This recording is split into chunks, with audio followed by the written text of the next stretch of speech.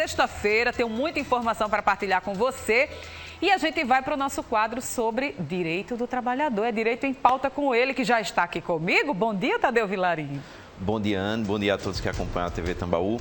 Hoje vamos falar um pouquinho dessa data especial, que é o Dia das Mães, e alguns direitos relacionados à gestante, às mães solos, às mães que enfrentam dificuldades no dia a dia do trabalho, Anne. Essa é uma pauta muito importante e é muito necessário que a gente lembre o quanto que nós estamos avançando a nossa legislação para entender, né, a necessidade da mulher durante esse momento da maternidade e em todos os momentos, né? Do momento em que a mulher descobre que está grávida, durante toda a gestação, depois que esse bebê nasce. Então, todas essas etapas, elas são aí respeitadas pela nossa legislação, né? Exato, Anne. Não só uma proteção da mulher, mas também da criança. Sim. Então, a legislação, ela pretende abarcar essas situações para que proporcione a maternidade de uma forma tranquila. Então vamos falar um pouquinho sobre isso. Vamos lá, e olha, tem muita mãe mandando pergunta, então vamos pro Fala Mulher, quer mandar tua pergunta? Corre lá, 991-288082 e a gente vai aqui aproveitar para esclarecer mais sobre esse assunto. Oi, Cláudia, olha o que a Cláudia está dizendo. Bom dia, meu filho sofreu um acidente e precisou ficar internado. Fiquei 2 dias com ele no hospital e depois descobri, descontaram esses dias do meu salário. Peraí, Cláudia, vamos saber se isso está certo ou se não pode ser exatamente dessa forma. Como é que diz a legislação, Tadeu? Vamos lá, Anne, veja só. Infelizmente, essa situação não é um caso de atestado. O atestado ele é considerado uma falta justificável. Então, consequentemente, a empresa ela não pode descontar esses dias de atestado. O acompanhamento de filho é diferente. Então, ela deve ter adquirido lá uma declaração de acompanhamento. E a legislação trabalhista, ela permite que a empregada se afaste para acompanhar filhos de até 6 anos, uma vez por ano. Nossa. Então, essa situação é bastante sui generis, é bastante particular. Por quê? Porque tem situações que a mãe ela é a única responsável pela criança. Verdade. Então, se a criança está lá 10 dias internada, ela vai ter que ficar com a criança, até porque ela não pode ficar. Tem que ficar um responsável. Verdade. Então, a legislação ela só abarca um dia de acompanhamento e esses demais dias a empresa ela não tem a obrigação de não descontar. Então, ela vai descontar, mas, lógico, tem que ser utilizado o bom senso nessa questão e, consequentemente, não descontar. A gente tem casos na justiça, Anne, inclusive, que a empregada chega a ser demitida por justa causa. Por conta desse estava acompanhando o filho, certo? Esse acompanhamento, a legislação, ela tem um vácuo, ela é demitida por justa causa por conta dessas faltas. E aí tem que buscar a justiça do trabalho. E aí, logicamente, utilizando o bom senso, lógico que isso não seria uma situação justificada, essas ausências, consequentemente, a gente consegue reverter na justiça do trabalho. É uma situação, gente, muito difícil, porque quem é mãe sabe o quanto que criança pequena adoece e todo o contexto familiar que envolve, mas nós temos que estar cientes, né, do que diz a nossa legislação e a gente tentar contar, claro, sempre com a sensibilidade, com a compreensão do local onde a gente está trabalhando, não é verdade? Cláudia, obrigada pela tua pergunta. Tem mais perguntas chegando no 991-288082. É Renata agora que diz, bom dia, estou grávida, mas ainda em período de experiência. Se eu for dispensada, tenho direito à estabilidade mesmo assim? Ela acabou de ser contratada, pouco tempo de contratação, já descobriu uma gravidez. O que acontece com essa trabalhadora? O contrato de experiência ele é um contrato que permite que as partes saibam quando existe o final desse contrato. Então, é um contrato por prazo determinado, em que é feito esse teste durante o prazo de experiência e caso a empresa deseje continuar, ou caso o empregado deseje continuar, eles continuam lá a relação por tempo indeterminado.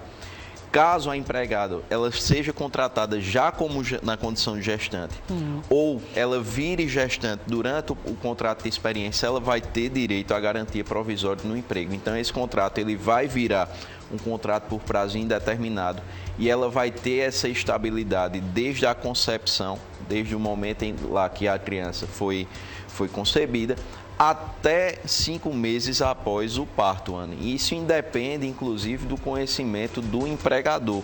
Então, se a empresa ela contrata a empregada, a gente predispõe que ela não tem interesse em saber se ela está grávida ou não. Até porque se a empresa ela pede um teste de gravidez na contratação, isso é uma atitude discriminatória, Anne. Por quê? Porque ela está fazendo essa atitude para fugir de uma instabilidade. Exato. Certo? Então, independente se é contrato por prazo de experiência, se é contrato por tempo indeterminado, seja ela já contratada na condição de gestante, seja ela se torne gestante durante esse período, ela vai ter direito à garantia provisória, ela vai ter direito à estabilidade, sim.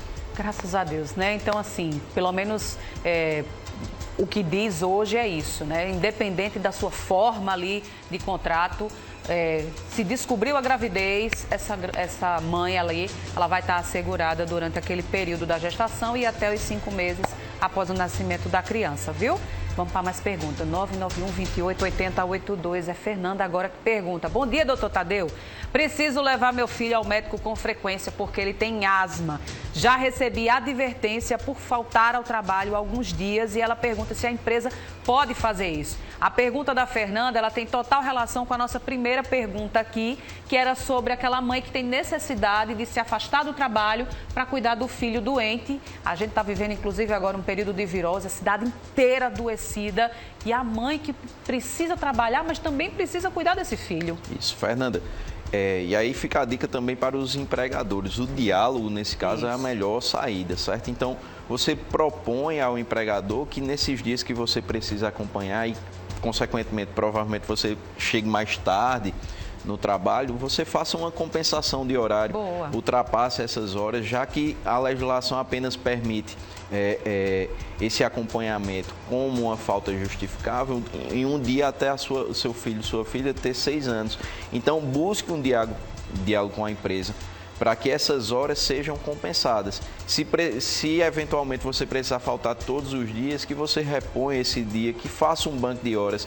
Então, para que a empresa também ela não fique sem as horas que você precisa trabalhar e, consequentemente, você também não fique com esse dia de falta. Então, é indicado, tanto para o empregador quanto para o empregado, que busquem um diálogo, que acertem esses momentos específicos para simplesmente o empregador ele não fechar os olhos perante a legislação e dizer, olha, eu só posso fazer o desconto de não fazer o desconto de um dia, então vou descontar os outros, vou dar uma advertência se você falta, vou dar uma suspensão, vou demitir por justa causa. Então, até para a empresa prevenir uma eventual ação trabalhista, por conta desse rigor excessivo, busquem o diálogo e acertem esses horários para compensar posteriormente. Essa fala do Tadeu é muito importante, até para a gente finalizar. O nosso espaço aqui ele é aberto, claro, né, para você trabalhador, trabalhadora, já que estamos aí no período de Dia das Mães, mas também para você que é empregador, né? Então, tanto de um lado quanto do outro, tem que ter esse conhecimento do que diz a legislação e tem que ter também, é claro, diálogo e bom senso, que é muito importante. Exatamente, Ana. Veja, se você é pessoa jurídica ou se você é pessoa física, no fundo, todos somos humanos.